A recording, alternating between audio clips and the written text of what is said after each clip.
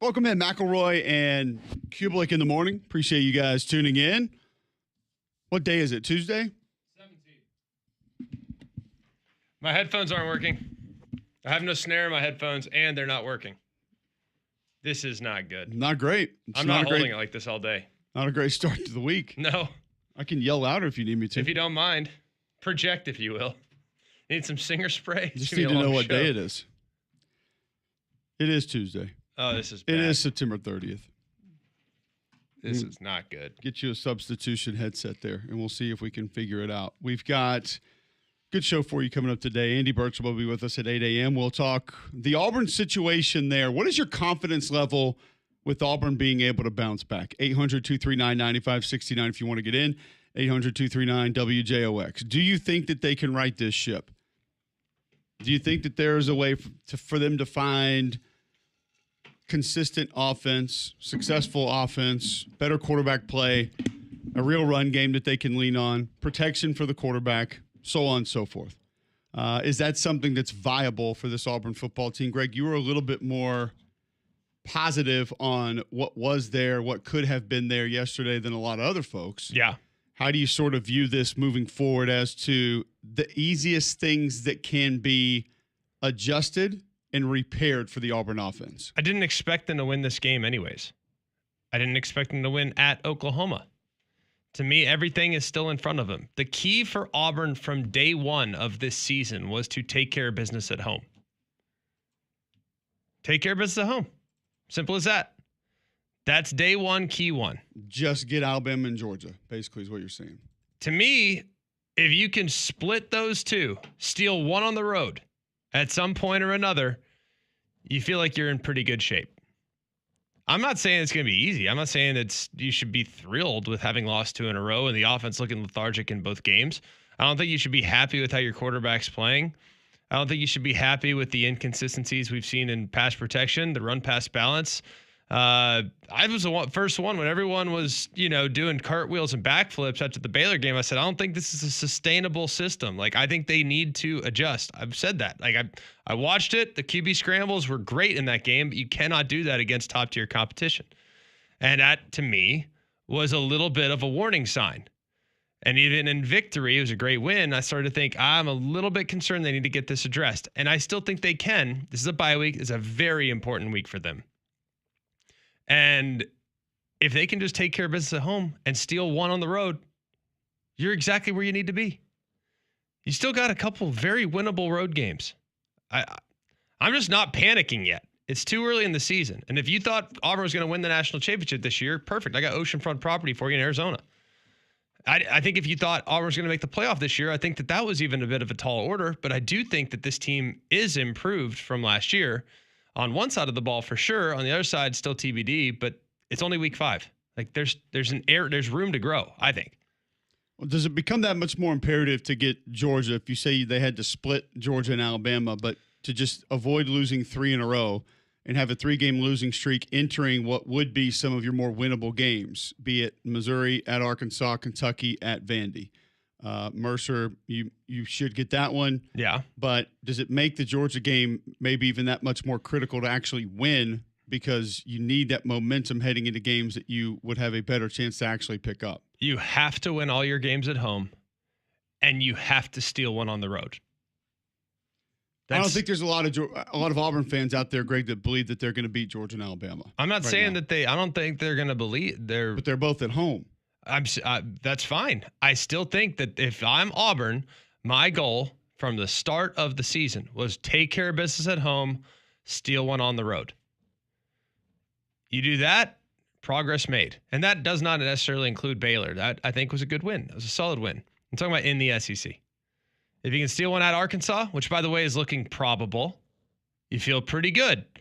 So that means if you can steal one at Vandy, now you've earned the right to lose one at home. And you're back to 9-3. Like, is the goal 9-3 this year, or is it 8-4? Because 8-4, I always felt like was a pretty good record. I think part of the goals, though, would be to show a lot of growth offensively, and there are a lot of things that look very similar to last year. It doesn't feel like there's a lot of growth right now. They're not turning the ball over. So actually, last year's offense, statistically, much better than this year. I know people don't want to acknowledge that. But from an efficiency standpoint, they were much better last year than they are this year. But guess what? The one thing that drove everyone nuts last year were the self-inflicted mistakes and the turnovers. Well, they're not doing that. So which do you want? You want the efficient team that's high risk, high reward that might turn it over from time to time? Or you want the team that is fine punting it away and play super conservative, close to the vest football, but probably not going to manufacture a lot of offensive explosiveness?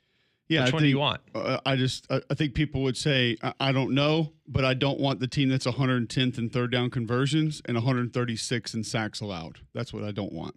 That's probably what Auburn fans would say right now. And that's where they are currently, is 110th in third down conversions. And they're last in all of college football, actually 2 more than any other team in the nation as far as sacks allowed. I think people would say, let's not get that. Let's not have that, and we'll be okay. I agree, but would you rather have sacks or interceptions? Because last year, you would have gladly taken sacks in favor of interceptions. I'm just trying to see it on the other side. You understand where I'm at, right? Like, with reward comes risk from time to time. Right now, your quarterback is tremendously risk averse, which is leading to a paltry offensive numbers. Let's go a different way in this. Okay. I think I understand where you're going, and I think there's a lot of what you're saying that's accurate. Is the wide receiver room more talented? Honestly, I've been more underwhelmed with the wide receiver core. Are they more talented? God's honest truth, I think I'd rather have Keandre Lambert-Smith. But is this room more proven? Yes, Singleton they are more. did They are at absolutely. Georgia Tech, yeah, okay. They're absolutely more proven. Is this offensive line more proven? Yeah. The answer is yes, because of what Chaplain Murphy did at USC. So the answer is yes. Correct. Is the quarterback room more talented? No. The quarterback room, top to bottom? I don't care is about not top more to talented bottom. this Well, year? we've only seen one guy play. Peyton Thorne, I think, is a significantly better thrower than Jackson Arnold. No one wants to acknowledge that. Is he more talented? Yes. As a thrower, yes. Okay. To me, being accurate is, I don't know, a talent. No one Mike wants Leach to acknowledge said you that. can't coach Same accuracy, thing so. that Ryan Clark said a couple weeks ago. Like, Tom Brady's not a generational talent. Oh, I'm sorry. Being the most accurate quarterback ever isn't talent. Like, Peyton Thorne was accurate as can be. Not super elusive running the football. Not like an outrageously good football player, but he's pretty dang accurate. I agree with you. I don't think talent always comes in the form of speed or ability to jump or being able to juke somebody. Well, in today's football world, that's all talent is fast, speed, run, athletic, A lot of people, catapult numbers. A lot of people would like to have Trinidad Chambliss. And He's talented. His measurables aren't where a lot of other people's are. So, But I think as like a thrower, like a bona fide thrower, I think Peyton Thorne's going to manufacture more explosives through the air than Jackson Arnold. do you think you mean as a passer he's better?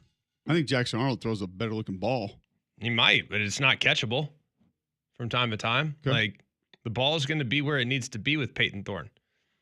Like, what is the offensive efficiency numbers last year? Like, let's look at the offensive efficiency numbers from. It was really, really impressive. The But only thing they couldn't. what I'm saying is what we just went through is that even if it's not quarterback, I don't think running back is more talented or better because you had Joe No, Cliff it's last not. year. He was great. I like Cobb a lot. He's just small. But the rest of the offense is more talented, has more ability, is more proven, has more experience, and it doesn't appear to be a lot better. There doesn't appear to be real growth. Fair. And you can say, well, the offensive line can't block, so you can't get it going. All right, well, that's part of what you addressed in the offseason. Yeah. And are you doing things that complement what they need to do to be able to help them out? We can have a long conversation about that. How much do you miss, though, the steady presence that was Keandre Lambert-Smith? When they went and got him, I can remember the conversation you and I had on air, and I said I watched this stuff at Penn State, and I said he's a football player and he's like a B+ across the board. And some people look at that and say, well, I think he's A, this, that. The point of that is he's not a liability in any aspect of his game. He can help you in every aspect of his game. Some guys might be a little taller. Some guys might be a little bit faster, but he doesn't let you down anywhere. No. And that was the advantage of having him. And so, yeah, I think you miss him a little bit, but you also didn't have the juice that Eric Singleton has last year. No, and you haven't really been able to get him going. He's You also didn't have 5'9".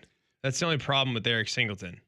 Like, I think you can get away with his lack of size more in the ACC than you can in the SEC. This is a slightly more physical league on the perimeter.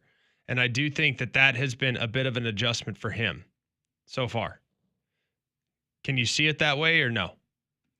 Maybe, yeah, but to my point, if you want to be a part of this conversation, 800-239-9569, you can get in. You can text in 205-834-9450. My point in that is, are you finding ways to use him? Be it if he's a little bit more shorter of stature, fine, okay. But are you going out of your way to find ways to use the skill set that he does bring? Yeah. I mean, Deion Burke's in 6'4". No. Find ways to get him the ball. Yeah. But how tall is Aaron Anderson? Deion Burks is a quarterback that's capable of how tall is Aaron Anderson? 5'9"? Maybe. They're about the same size. Yeah, so he gets the ball. Yeah, he does. Quarterback's capable. But my point is that they put them in positions to where that can happen. Correct. So, I think all that is fair. I think all that is fair. And I'm not trying to like play the contrarian here. I'm really not. I just think that if Jackson Arnold had 3 stars next to his name coming out of high school, we would not be having this conversation about, quote, talent, this, that, and the other. If he had 3 stars next to his name, we wouldn't be having expectations for him that are somewhat unrealistic. I think look at who he was last year. No, I think it's fair. Like, same thing with Drew Aller. If Drew Aller came out as a 3-star prospect, we wouldn't be holding him to the standard that he needs to be the program savior. Like, guess what? Recruiting rankings are merely a snapshot of what you might be. It's not an indicator of what you are. And I think right now, like, Jackson Arnold's still a work in progress as a player. Like, he's still a work in progress. And doesn't mean he can't get there. It just means he's not there yet.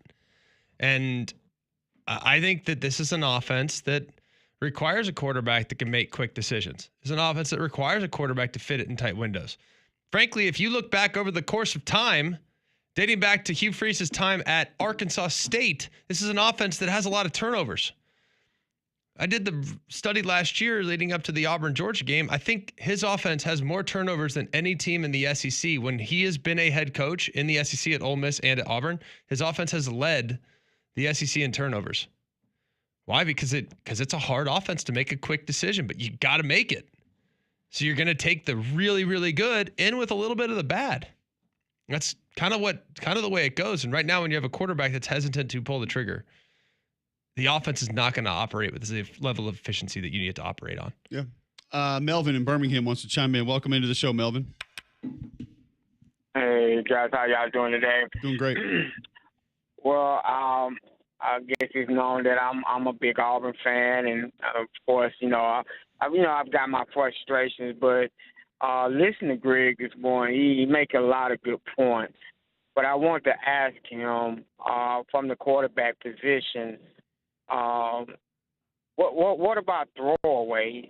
I mean, what about just throwing it away sometimes to avoid some sacks, and what about like outlets like the tight end and running backs out of the backfield, and when that rush is coming that strong, what about your 3 and ends, quick passes or whatever? I mean, how do you see that in the offense? I mean, I'm not throwing Auburn away like all these other fans are, just going on and just, throwing the whole team in the garbage can. Yeah, you don't need to do that. That's premature. Alabama turns it around, we can turn it around. That's just the way I look at it. But just I want to know what you thought about those points that I made. I think all that's fair. I mean, quick throws are easy, like locked hitches, there's a lot of stuff that you can do on the outside that's high percentage. Ole Miss does a lot of it. Ole Miss's offense is very simple, but it's hard to defend. But I don't know right now, frankly, if Jackson Arnold's capable of playing like Trinidad Chambliss. I don't think right now there's a Kawan Lacey in the backfield for Auburn. I like Jeremiah Cobb. I think he's a little undersized by SEC running back standards. It's fair. They absolutely don't have the tight end war daddies that Ole Miss has. No. And they don't have the receiver core across the board. I'm talking across the board. Now, is Cam Coleman a bigger prospect in the NFL than that of Trey Wallace? Sure, but Trey Wallace is a better receiver. Back to what we were talking about a second ago. All right. So last year, this was week 6. We were doing Auburn, Georgia. Turnovers. I found it. They had 15 turnovers through the first 4 games. Right? That's a lot. Okay. That is a lot. That's a lot. Okay. So they had a lot. They had 9 interceptions, 133rd, 15 turnovers, 133rd, all this sort of stuff. They had 20 turnovers the year before. I looked at Hugh Freeze's numbers, and this was 12 games ago, right?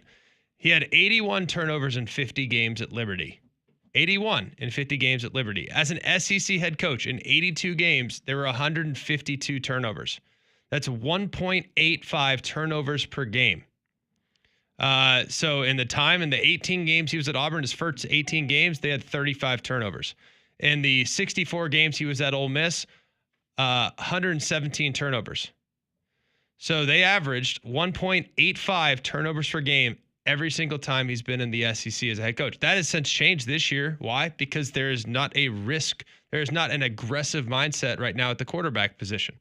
So yes, that's coming back to earth a little bit. But then again, that kind of takes away what Hugh Freeze's offense has always been manufactured to do. Like, it is a little bit high risk. It is a little bit high reward. And you roll that dice as a quarterback. Yeah. Because you have Bo Wallace and who's the Chad Swag Kelly. Chad Swag Kelly. Like, those guys, they're going to take some risks. Why are you looking at me like that? I just don't know. I mean, they didn't care. That's fair. They have like a little, like, I don't know. I think Chad Kelly had a little more, I can throw this through a wall than Bo Wallace did. He's kind of like Dustin Johnson in golf. Like, he just doesn't care. Like, you just, I'm just going to throw it anyways. Yeah, no, I get it. I understand that. So I think that right now, what made his offense really tough to defend was the high risk, high reward nature of it, and a quarterback that just didn't care and was just going to throw it anyways. And right now, we're not getting that. So It's hard for the offense to operate with the same type of efficiency that you need. So I know you hated the turnovers last year, but that's also what made it an offense that's hard to defend. That's why it was statistically highly efficient last year, top 20 offense. All right, we'll continue this conversation. You can be a part. You can text in 205-834-9450. Andy Burcham coming up at 8 o'clock.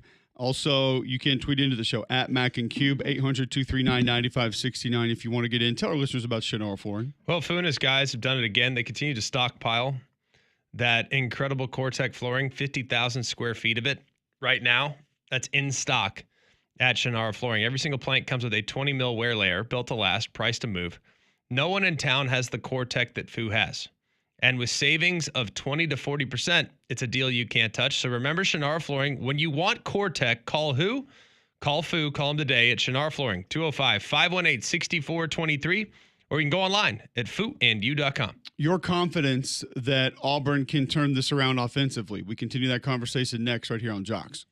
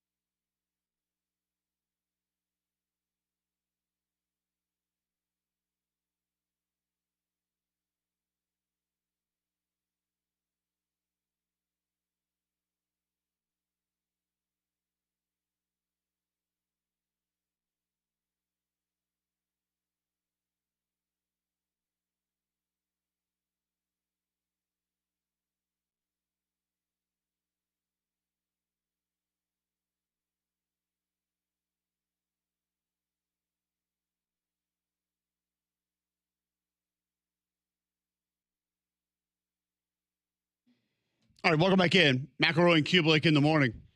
Having a conversation about the Auburn offense. We will move off that here in just a moment. But before we do, Greg, does it concern you more that this was sort of the emphasis with Jackson Arnold that had to be there this offseason, and yet the same issues are showing up? We knew that letting go of the football is going to be a problem. Yeah. Being a little bit too risk adverse was going to be a problem. And yet, with all the discussion of it in the offseason and then coming off media days as we kind of had some back and forth about, hey, let's make it easy on him in practice because we need his confidence to grow and things of that nature, that now it looks like that portion of his game has not taken a big step from last season. And you knew that the emphasis needed to be there. Yes, I think it's important for them to get back to, dude, just throw it. Just throw it. We got your back, man. You throw a pick, all good. I think that last year, though, it was so ingrained in him, like you screw up, you get benched. Like screw up, get the hook.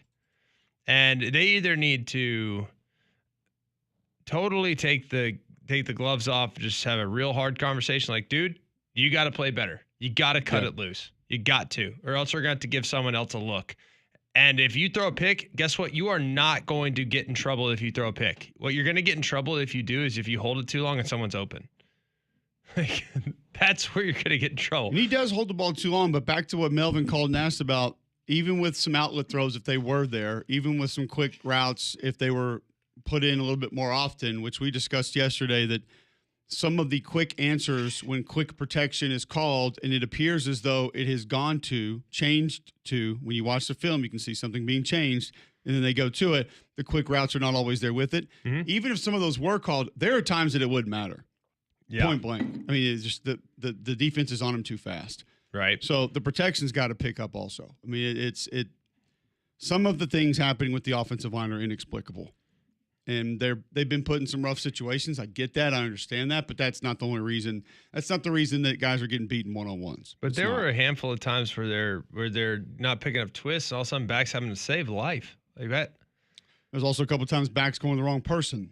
So, and again, while you're having the running back scan in slide protection to a linebacker that is in the slide is again, there are things we don't know what's being called. We don't know what was changed. I don't know exactly how things are being managed, but it appears as though there's a little bit of discombobulation sometimes with the assignments in protection as well. And that's not just the offensive line. That could be the backs, the quarterbacks, the tight ends. It can be all of them. It's collective. Yeah, there's no doubt about that. I don't think anybody looks at it and says there's one thing that if they get that repaired, it immediately is going to be better. No, no one's saying that. But answer me this: how do you feel about your center right now? He's not playing the best football he's played. Is he hurt? I don't know. He obviously got hurt against Oklahoma. Yeah. So like that's what I'm worried about. Like, is he hurt? And if he's not at 100%, that's a problem because he's making some uncharacteristic. It's very out of character to see him get pushed around the way he's being pushed around right now, and that to me is a little troubling. It doesn't feel great when you watch it. And I do think that, once again, situationally, it has worked against him at times with the protection that's being called and the look that they were given, but you still got to get guys blocked at the end of the day. It doesn't matter. I mean, that's your job. It's what you got to do. 94th in passing efficiency in college football right now for the Auburn Tigers. Can they get things turned around? We'll see. They definitely need to pick me up, need something to lift that offense up, kind of like ProLift can do with your garage, G-Mac. Yeah, they can work on any major brand of garage door. ProLift doors have done such a great job in this community that they have had so many people go to Google, make those 5-star Google reviews. Mike is here in Homewood. You also have Jeffrey down in Baldwin County. They work on existing garage door for repairs, but they can install new ones. It's no service call fees. You only pay for the work, not the visit. They service all brands, and they can upgrade the appearance of your home with the brand new garage door. Opener repair, replacement, new installation, unusual noises, slow response time, vibration, shaking. Just call for a maintenance service. You don't know it's a problem until it becomes one. So go and call them here in Birmingham at 205-931-5927. If you're down in Baldwin County, you can call Jeffrey at 251-210-2300. But I think instead of just trying to remember the numbers, just go to proliftdoors.com. A lot easier to just do that. A lot easier. I can spell pro, I can spell lift, I can spell doors, and I can spell .com. Proliftdoors.com. ProLift Garage Doors. Lifting your expectations. ProLift Doors. You can spell .com? Yes, I can. DORES. I'm preparing for Vandy, so that's not how you spell ProLift Doors, but that's how some people spell doors right now. Roman was pretty emotional about this game last night. And he's like, it's Vandy week. I was like, wow. I'm not going to lie. Vandy's a handful now. There are going to be challenges with this game that we will talk about throughout the course of the week that I don't think. It's going to be a hard game. We've tried the entire offseason to tell people this is not going back to being your grandfather's Vanderbilt. And if you look at some of the things, what about your great grandfathers? Yeah, this might be your. Is your great grandfather Sewanee? Maybe, because they're doing things that haven't been done in the program's history since Sewanee was dominant in football. So just understand that the offense is different. They operate in a different way. They're very good. And speaking of that, Nick Saban spoke to the Monday Morning Quarterback Club. Is it Monday Morning Quarterback Club? Yes. As he was the guest speaker and discussed Vanderbilt and how he feels like they have changed this season. I think these guys are a really good football team. I think, Clark Lee has done a fabulous job, there. Obviously, Diego is a really good quarterback. They got a really good running back. But this is actually a little better team, in my opinion, just watching them. I'm talking about all the way around defensively and all that, than even what they had a year ago. So, the one thing I think, they're a ball control team. And a year ago, there was a lot of 3 and outs and a lot of big plays. This year, they sustained the ball. So just like in the Georgia game, they kept the ball the time of possession, even though Georgia, seldom do you see the team with more rushing yards have less time of possession, which was the case in that game, because they're good on third down. I hope we can continue to run the ball a little bit better and improve in that area. But keeping the ball away from the other team is still something that's really important to do when they have significant players on the other side and you keep giving them opportunities. So that's Nick Saban on this year's Vanderbilt team. Also, before we just dive into Bama Vandy this year, Nick Saban discussed what he liked about Alabama's win against Georgia on Saturday. I like the mentality of the team. I think they showed great resiliency in this game at Georgia, to stay focused, overcome adversity, play for 60 minutes, which, the first game, they looked great early and then kind of unraveled. So, I think that comes from maturity. I think the staff there has done a really good job of that. And I think Ryan Grubb has done a really, really good job. I thought, the game plan that they had against Georgia, the execution, 13 for 19 on third down, starting out the game 8 for 8 on third down against a multiple defense that's really good defense. It does a lot of stuff, takes a lot of planning and preparation. Obviously, Ty Simpson did a good job, but so this is what I see being really good coaching. That's Nick Saban. Whoa, did you say good coaching? That's what he said. Oh, my goodness. Wow. Coming from Nick Saban. Well, I think the one thing that everybody was hoping that they could get from Nick Saban more than anything else was a message to the Auburn fans about their season so far. Even for Auburn fans, I would say, your all team has been impressive. I know you lost 2 really close games to both, top 10 teams on the road. I think Hugh Freeze is doing a great job, and I think if you continue to support him, that this team's going to come around. They get the offensive line to play a little bit better.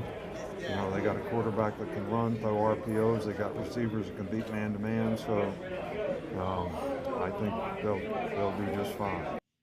So there you go with Nick Saban speaking to the Monday Morning Quarterback Club on a number of topics, but we'll explore a few of those further on the other side, give you our thoughts on maybe a little bit more Bama Vandy. We need to dive in even further on Alabama, Georgia, get to some of your feedback that's coming in. Tweet in at Mac and Cube. You can always do that there. You'll have to wait for our conversation on Alabama and Georgia and Alabama and Vanderbilt. But one thing you never have to wait for, GMAC, is your dental care. That's because Family Care Dental has you taken care of at the urgent care office, where you can be seen the same day in several locations to make it easy on you in Hoover, Fultondale, Homewood, Alabaster, and Trustful.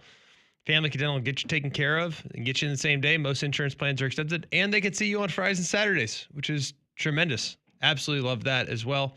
Call them today, 874-9605. That's Family Care Dental, 874-9605. All right, we'll be back to discuss a little bit more on those college football games and begin to turn the page towards next week right after this on Jocks.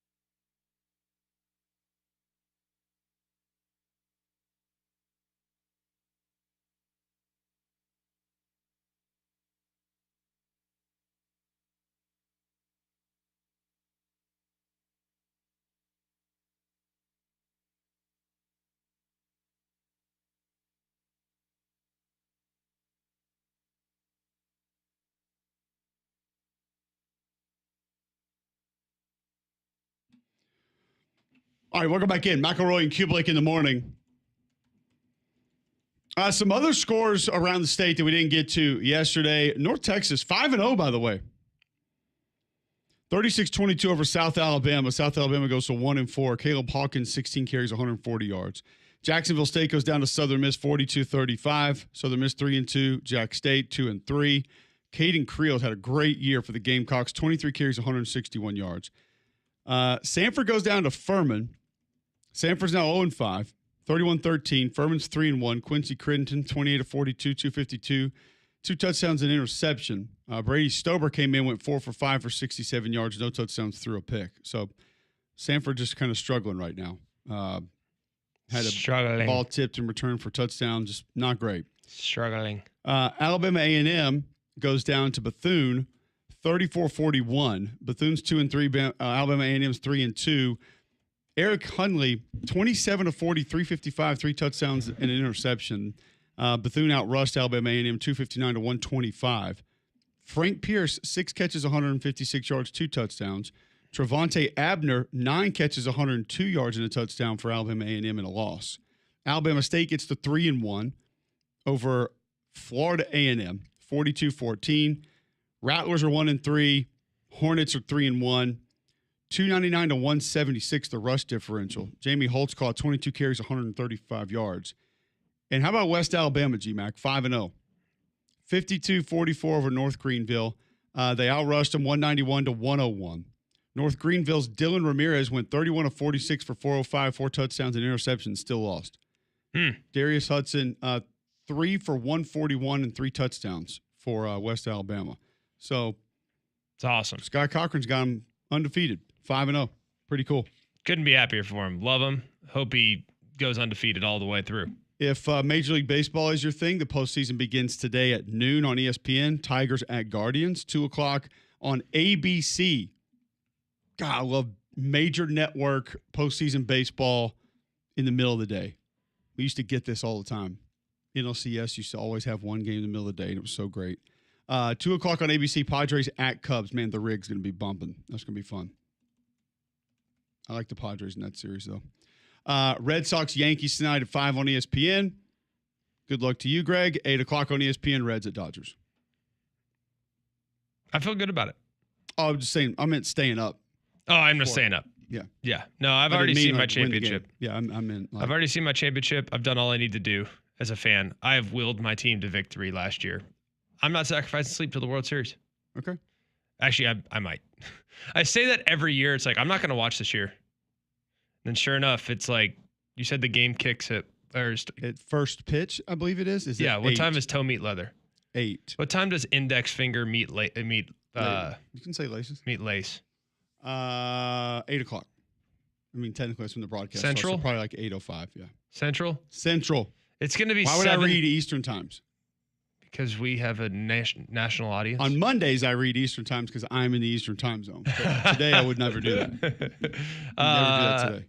Yeah, we have a national audience, though, so you can read Pacific time. Y'all can figure out where y'all are. We are in the Central time zone, Tuesday through Friday, mostly. And sometimes even on Fridays, I'm in the Eastern time zone. So if you're east of us, add 1.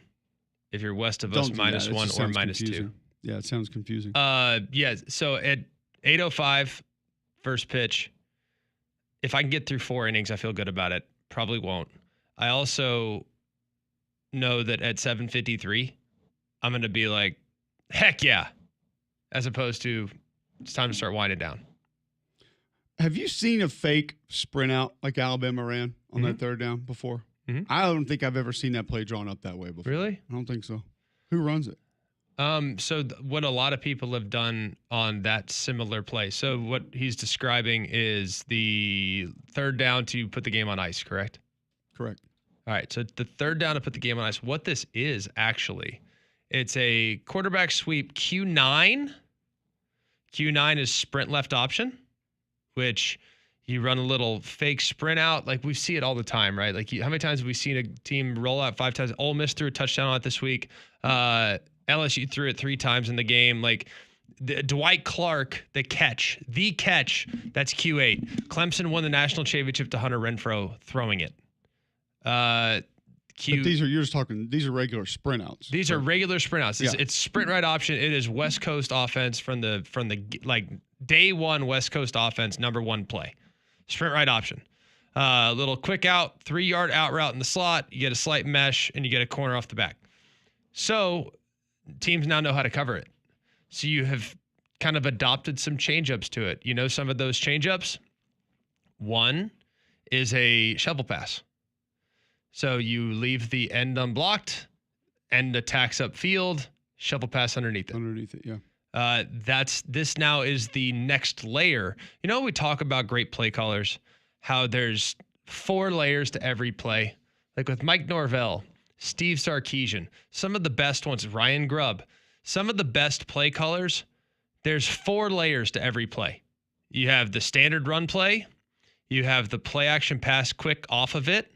You have the play action pass deep off of it. And then you have the screen off of it. There's literally 4 changeups. This is layer 3 of sprint left option. 1 is sprint left option. 2 is shovel pass underneath. 3, fake sprint, boot back, running back jabs up like he's going on the shallow, out to the flat, boom. You buy a little time away from the defensive end. You get the running back out there into the flat. All you got to do is negotiate one defender, and it's Katie bar the door. I just don't think I've seen a quarterback kind of stick his foot in the ground like that, like Ty Simpson did, and revert back to basically a bootleg off of a fake sprint out the way that he did before. Just like the way that they exactly had it drawn up. I hadn't seen that a lot, and it was masterful. They do have it. I'm trying to think of like some guys that have run it recently. Washington does it now. It's usually a fairly mobile quarterback play.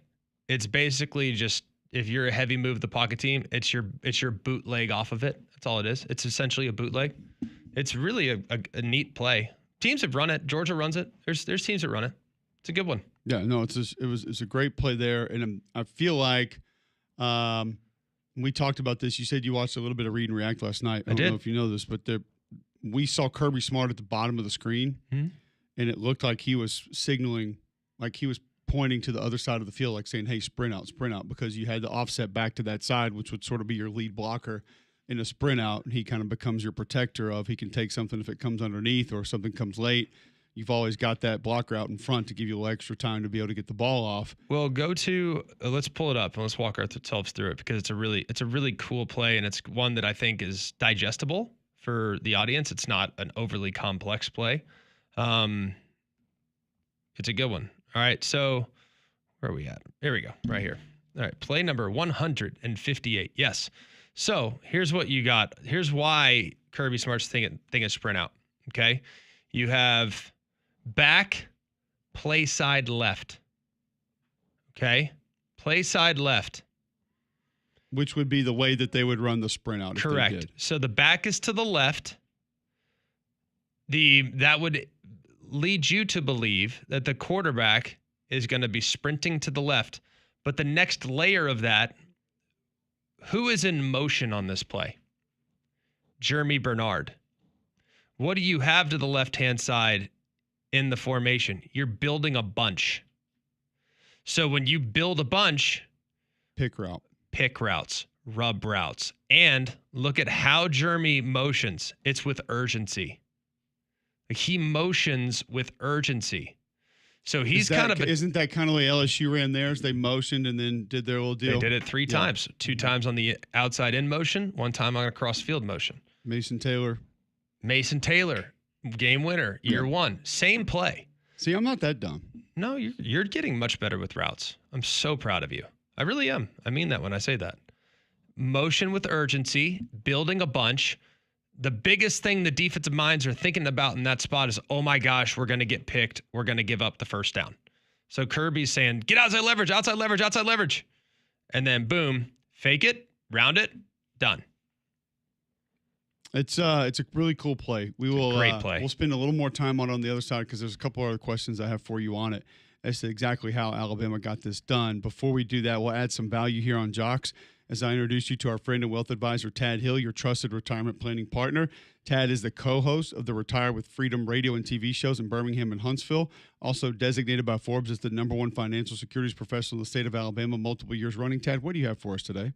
Okay, today is a topic that we've discussed before, but it's a pretty constant issue, and that is market volatility. And definitely the markets have been topsy-turvy for months in a row now. And if you're already retired or you're within 5 years of it, there's a thing called sequence of returns risk. And I can't go through all the math here. I can do that in our course or in a visit. But the bottom line is, if you get poor returns early in your retirement, then you are at a much higher risk of running out of money. And our Retire with Freedom process is designed to help you build a plan to insulate you from that. We can help you. I would really encourage you to come to one of our courses or come in for a visit. And the way to do that is to text JOCKS at 205-988-0006. That's 205-988-0006.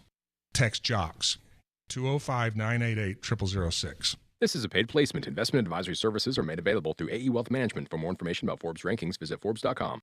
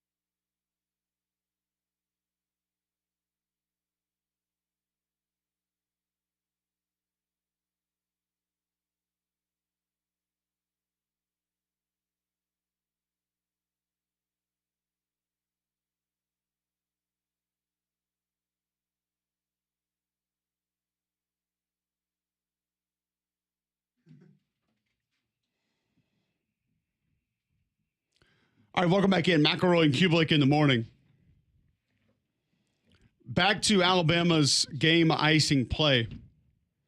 We kind of ran out of time to really describe it in our previous segment, but you mentioned Jeremy Bernard comes in motion, and the way he comes in motion with a little authority, yes, urgency, is almost as though you're going to use the stack formation to essentially be your rub or pick, and then he'll try to deliver the ball to him with his momentum already going, and he goes to try to pick up the first down. Kirby Smart's at the bottom of the screen. Yes. Signaling essentially that the sprint out left is coming. And you also think he could be signaling something else to the DBs. He's signaling to the defensive players. He's saying lock and combo, which he holds up an L with his left hand. Lock and combo is a defensive scheme of playing a bunch formation. Mm-hmm. So what that means is, like, there are certain ways that defenses adjust to bunches and to stacks. Sometimes you have top hat. Sometimes you have lock and combo. Sometimes you have inside out zone. Sometimes you box it. Like some teams box it where you have two guys low, two guys top. So 4 to play 3. Like that's really the only way to play bunches is you have to have 4 over 3. You have to. He's signaling lock and combo, which means there's a guy that's going to be playing man-to-man on the guy on the point. And then combo, meaning there's like one guy that's responsible for the outside, one guy responsible for the inside. So they totally drew it up perfectly in this play because all flow was going left, which left nothing back to the right. It could not have been more perfectly designed. I mean, it's literally the 4th pitch. Hey, guess what? I can strike you out with my fastball high. I can strike you out with the 12-6 curve. I can strike you out with a sweeper, or I can go change up inside and down. This was the change up inside and down. Like everybody's thinking outside left. I'm going to throw it outside left. Hey, I'm going to paint that outside corner. Here's the screwball that's cutting back into the 2-seam fastball. It's cutting back into the batter. That's what this was. It's a thing of beauty. The slot corner just bear hugs Ryan Williams, so the lock and combo would make sense there. I don't he's know if locking that's the point. technique that they teach in Georgia, but you do what you got to do. He's definitely locking on. I would do the same thing if I were him. The wild part about this play is, and I feel like the motion kind of does this. So then your corner has Cuevas in man. Cuevas is also open in this play. Now you're not. That's a little bit more of a high risk throw. But if this were, say, a different part of the game and you wanted to take that corner out, I mean, it's there. He's got him. The odd part to me is the safety who comes in motion with Bernard, Greg. Like, this is what tells me that Kirby was trying to tell them that it was a sprint out, is because he essentially blitzes towards what the sprint out would be. Mm-hmm. I feel like that might be a bust. Not necessarily. But he is. It's pretty apparent that he's gunning for a possible sprint out there, and then there's nobody home. Yeah. I mean, he's trying to sprint out. I mean, it's pretty obvious to me what he was trying to do. And I think it's just, like I said, really good design. This is what you get when you have like a highly elite play caller, and not a guy that's going to just RPO you to death. Like, to me, there's nothing wrong with like RPOs. I think they're very, very effective. Look at what Ole Miss does. But Ole Miss utilizes deception better than just about anybody. Like, their deception and their tempo and formations and the way they can formation you into the boundary, and the way they have good weapons. Like, it's an attractive offense for top level guys to transfer into. Like, look at their production. I mean, it's pretty dang impressive. Go look at Van Jefferson's numbers at Florida versus the Van Jefferson's numbers at Ole Miss. Like, it's an attractive place to go play, for sure. So I think that Lane Kiffin is RPO centric, but there's a little bit more of a thought process to what they do in creating advantages. And I absolutely think Ryan Grubb is a superstar. No, he's big time. He's big time. He's like been really big time for a while. I don't think there's really any doubt about it. And it's one of the reasons that you and I have downplayed the whole can't run the football notion, because there are other ways around it and there are ways to extend it. And they haven't necessarily had to just run the football yet. Nope. If you go to the Monroe game, I think they did have success just doing that. And that's one of the few times that they've said, hey, we're going to go north and south. This is going to be who we are. We're going to try to live here. And this is going to be how we sort of make our hay. Kalen DeBoer did look back on the Georgia game yesterday. This is what he had to say to the local media on his thoughts of how his team performed against the Bulldogs. A good win for our team. I feel that's really what it was. It was a team win, both sides of the ball, and special teams as well, all being involved in how we got it done. And wasn't perfect by any means, and sometimes a lot of times in those type of games it's going to be ugly at times, and so it's just a matter of continue to play hard, be resilient. That our coaching staff did a really nice job of putting a plan together, and our guys really buying into that, and bye week, and just staying the course and staying focused, and the build up to the game not being so much on the front end, but really emotionally and mentally getting prepared for the right time, late kickoff on a Saturday night, and just a great environment there. And I think our guys rose to the occasion. So I thought his demeanor was different, man. Like, it was really fun to watch. Like, I thought he was intense but positive. Like, I thought the coaching staff won this game. Like, the players got to execute for sure, but the coaching staff's influence on this performance was really, really obvious from the tape. Do you see it the same way? Yeah, very similar. I feel like it's been different since the first game. And I feel like that part of it's been a little personal. Part of it has been a little chip on the shoulder. Because I think this group knows that they're good. And they knew they had, even in the first game, a good plan in place, but just the execution, the intensity that needed to come with it wasn't there. Yeah. And like I said, after having that ULM game, they didn't even know why. There are a lot of people really confused about that performance, and you're starting to see the things that I think they expected to get game one in every game since. So, yeah, I think the way things were designed, the way things were put together, it's no surprise to me that it performed the way that it did against Georgia on Saturday. Andy Burcham with us next.